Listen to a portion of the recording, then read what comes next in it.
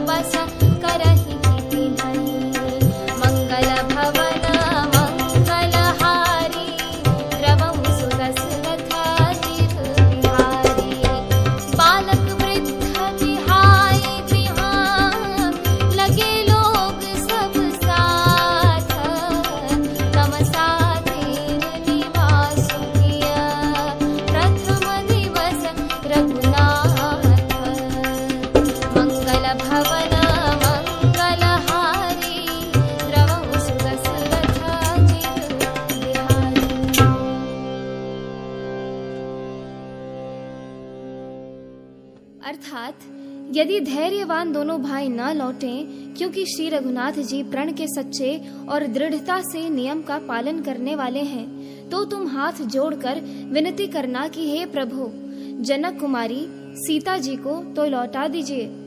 जब सीता जी वन को देखकर डरें, तब मौका पाकर मेरी यह सीख उनसे कहना कि तुम्हारे सास और ससुर ने ऐसा संदेश कहा है कि हे पुत्री, तुम लौट चलो, वन में बहुत क्लेश है।